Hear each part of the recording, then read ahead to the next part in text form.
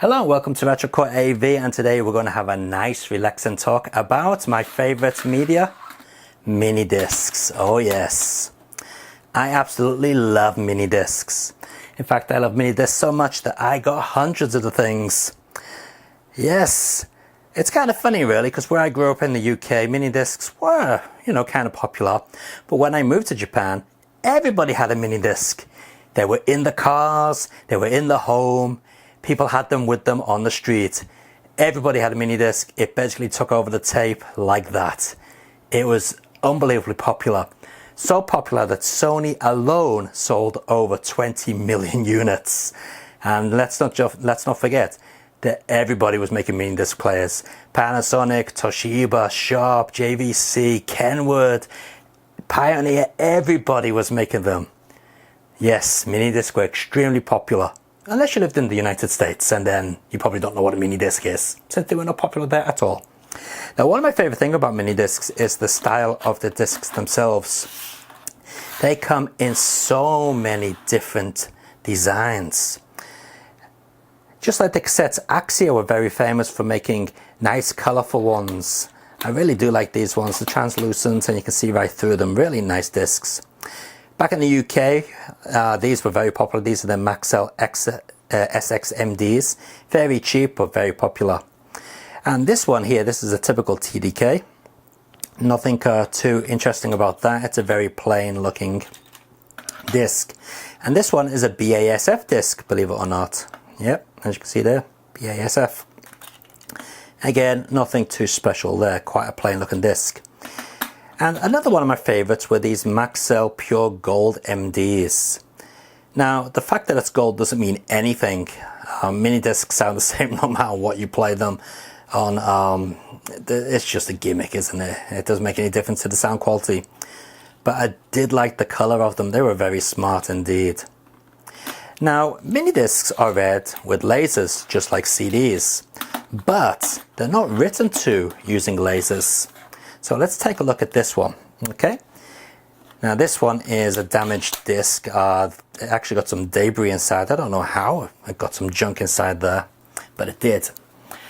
So we can actually open it up. Again, don't worry about it being gold. It's just a dye. It doesn't make any difference to the quality of the disc. So let's get the disc out.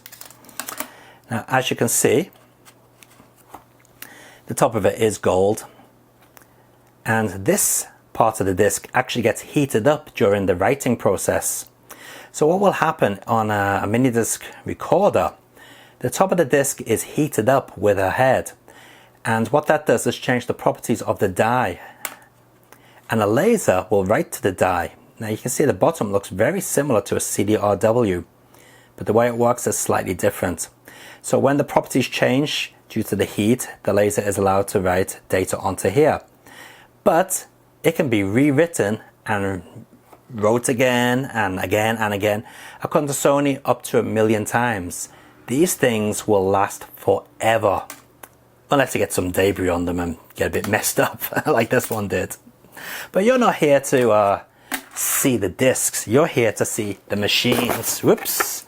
And all the machines are in this box. Yeah, I have a lot of portable machines, and I want to share them with you today. Every single one of these machines cost less than 1 coin. 500 yen coin, that is. But some of them were a lot cheaper than 500 yen, such as this first one I'm going to show you here. This is the cheapest and most nasty mini disc I have. Let me just get rid of that. Okay. Yes, this is a machine for women. I don't mean to be sexist, but yes, that's who it was aimed for. You can tell by the little pink plastic jewel. This is a nasty machine. Everything about it is nasty. Plastic as hell. There's no metal in it. Controls are on the back there, and yeah, it's as basic as you can get. This cost me 100 yen. And, oh, actually I should point out that every mini disc player that I'm going to show you works off the same style battery. And those batteries are these gum stick batteries here. Take a look at these. Even the Panasonic machine, which I'll show you, runs off these. Now, unfortunately, I don't have the charger, so I have no idea if these batteries work. They did work, but I don't know what happened to my charger, so I can't charge them back up anymore. But not to worry, because we can use one of these things. This is a little dongle which adds to the bottom of the mini disc player, and you can put a AA battery in here, and that'll work this thing for hours on end, around about 20 hours or something crazy like that. So yeah, just to show you that this hunk of junk actually works, let's connect the battery up to it, and let's open up the device and get a mini disc from over there. We're going to get done for copyright no matter which one we choose, aren't we? Oh well, whatever. We'll just talk over it. Alright, and let's connect this up to the stereo system. You can see there the little LED was blinking. And let's press play. Well, you heard the beep. Is it going to play something? Yes it is, you can hear it playing. Let's skip to the next track.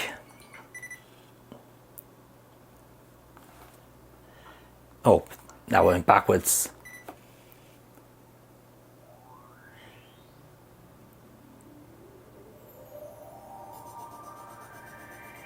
Alright, so yeah, it's really old, it's battered to hell, and it plays perfectly fine. And look at this.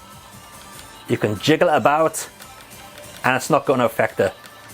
It's still going to play perfectly fine. So yeah.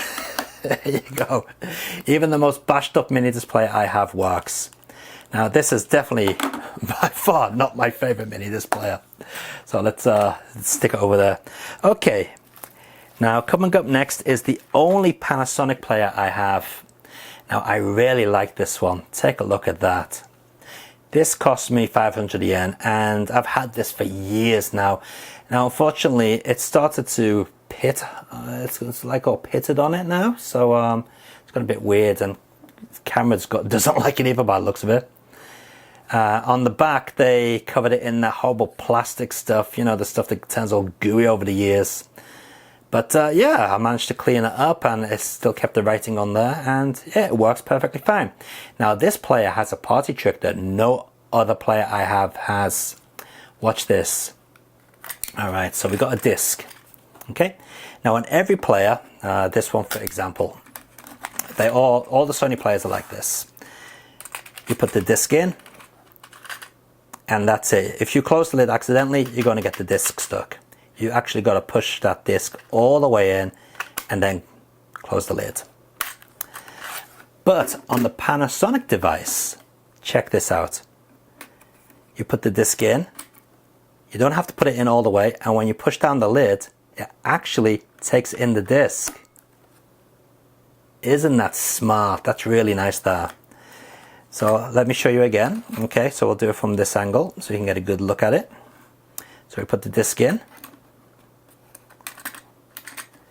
and then when we close it, it actually takes the disc in with it. I really do like that. So there's no way this can actually get the disc trapped when you close it. And this mini disc player can also play long play discs as well. Really nice player, this one. I do like it. It was one of my favorite players at the time, and as you can see, it's tiny. It's the same size as the disc. In fact, a lot of the machines are the same size as the disc.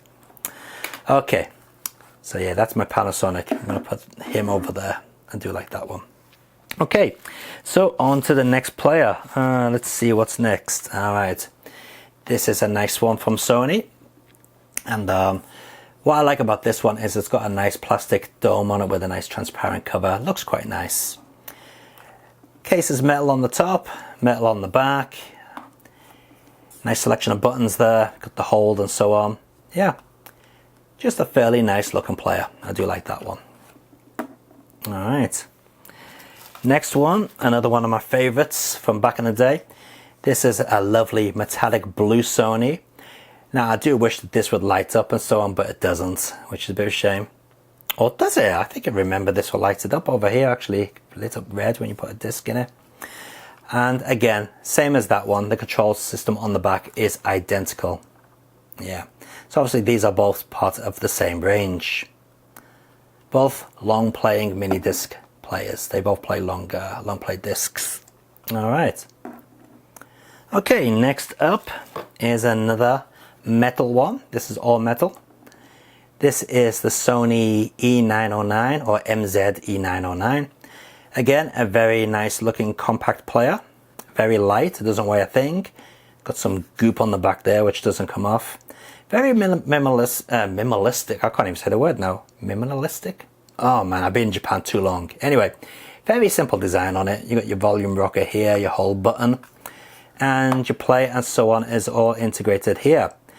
And what's nice about this one is when you put in a disc and whenever it accesses, it flashes up red in this area. Quite a nice little machine. Do like that. Alright. Okay, on to one which is a little bit more of value. This is the MZ E730. I do like this one and I do wish that this would light up when you use it, but it doesn't. Come on camera, stop freaking out with the light. See if we can fix that. Okay, so a bit of a jump cut there to fix the lighting on the camera. Seems to be working now, no more weird colored bars. So as I was saying, this is the MZ E730. One of my favorite players from back in the day. I do wish this would light up, but then again, I guess it would be a bit tacky. Again, a very simple design on it, but this has a very nice sound to it. It has what's known as the VPF acoustic engine. And basically it gave the machine a very rich sound. It did sound very, very nice. Again, buttons on the back, very simple, easy to put in your pocket without them being pressed. And just in case, you have the hold button there. I do like that machine, good machine. All right, let's put it over there. All right, next up is another player. Oh yes, we got a lot of player only devices today. Again, this is kind of like the follow-up to the one I just previously showed you. This is the MZ E700. Another mini disc long playing machine, so you can play long playing discs on here. A little bit heavier than the other ones. It's made out of more solid metal. And again, it features very good sound. It's a very nice machine. Also has a sound limiter on it, AVLS, automatic volume limiting system. We don't want that on, we want it pumped all the way up to the top. But yeah, controls are on the side here. As you can see, we've got your volume, your stop, your fast forward, you rewind and you play here. A little LED light shows you when the disc is being accessed. Now, all the machines I've shown you do come with inline remotes, but they all function without the inline remotes as well. So it's not like you actually need the inline remotes. All right, and I think we got one more player, and this is the player that doesn't work. And it's quite a shame. This is the MZ E900. For some reason, this one doesn't work, and I wish it did, because I really like the brushed aluminium look of the case. Although the case is pretty much made of plastic, to be honest. Or is it metal? I don't know. It's got a bit of a plasticky feel to it. But yeah, again, all the controls are put down the side here. But yeah, this one doesn't work for some reason. Okay, now on to the mini disc recorders. All right, this is where we get to the good stuff. All right, so this is one of my favorites. Oops, one of the mini disc players have just gone flying there. Don't worry, it's the one that doesn't work. Okay, again, this also has the VPF acoustic engine, so this one sounds really good. And this is a NetMD machine, so this one can be connected up to a PC to transfer data, and you can also label your discs up using the PC. But you can also enter the names of the tracks using this machine as well, and they will appear on the screen. Now, let me show you one reason why I really like this one. Let me get a disc. I'll tell you what we'll do. We'll play this. This is the Pet Shop Boys' last album, or latest album, Hotspot, on mini disc. Oh yeah, bet you didn't even know this was a thing, did you? Well, no, it's not actually. I made it myself. But I do love these CD style cases for mini discs. They're excellent. Okay, so let's connect the power to, the headphone jack here. Alright, and let's switch it on. So we switch it on by just pressing the center button here. Alright, so you can see the readouts reading there.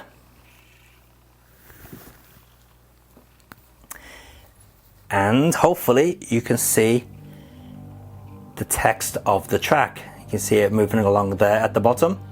It says Will-O the Wisp. Now what I really like is underneath that track. Check it out. I hope you can see that. It actually has a level indicator, a display to show you the actual frequency of the music. That's really cool. Now something else that's really good about this machine, let's just turn that down a little bit. It also has a graphic equalizer built in, which is kind of unusual on these devices. So you access that by pressing the button here. We can go into the different modes. So we go to sound and sound equalizer. And you can see there we got it on custom. And you also get a little display here. So let's just quickly skip to another, oh, I can't, can I? Okay, let's just turn the volume up a little bit. And, oh, I've gone and changed the setting. Okay, well, let's see if you can hear the difference. You ready?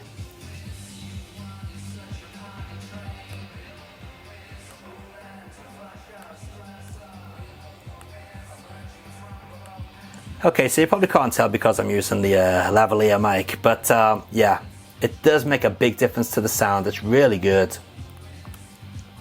So that's one thing that I really like about this player.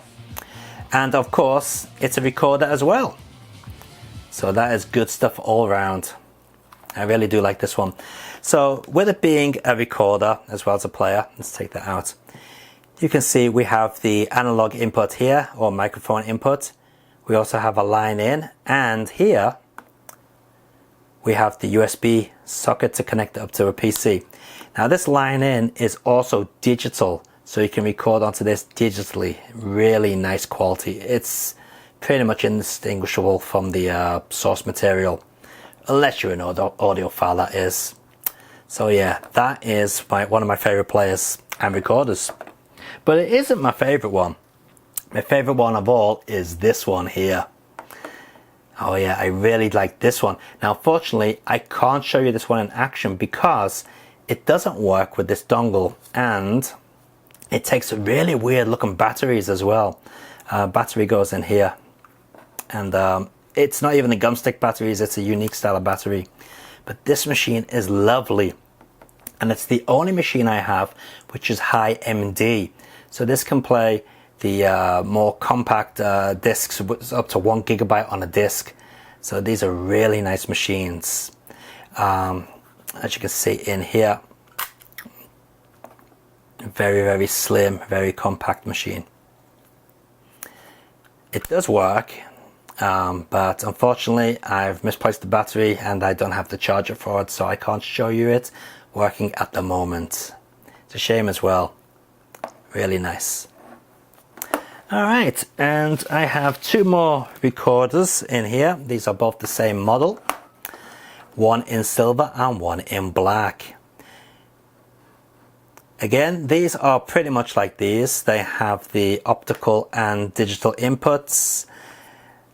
We can use the battery on this one, and these use the gumstick style batteries. This one doesn't close very well. Here we go. I think the black one closes just fine. Yeah.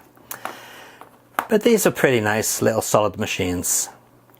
Again, they have the graphic equalizer and so on the display. Very nice. But maybe not as cool as these two.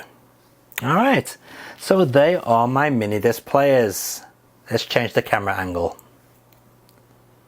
So they are my mini disc players. What do you think of those? Quite a nice collection.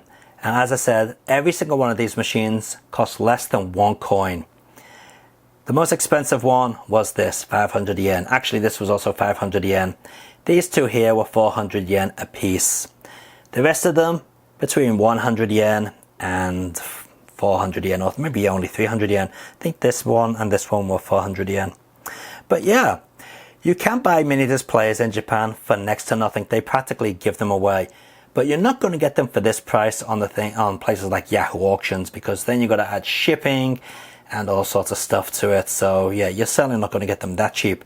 You're best visiting things like, they call them R&D shops in Japan. It doesn't mean research and development. It's recycle and something else. And in those type of shops, Not hard off. Don't go to hard off, they'll charge you more. But I'm talking about family run businesses or small R&D shops. Those type of shops are going to have lots of mini disc players for next to nothing. Most likely they're going to be missing the inline remotes. None of these have the inline remotes, but they all function without the inline remotes, and you can use normal headphones as well. And if you're after a recorder and you don't have a real recorder like the one over there, well, don't worry, because you can still pick up pretty decent recorders for next to nothing. So if you ever take a trip down to Japan, be sure to grab yourself a mini disc player. You won't be disappointed. They're really, really good.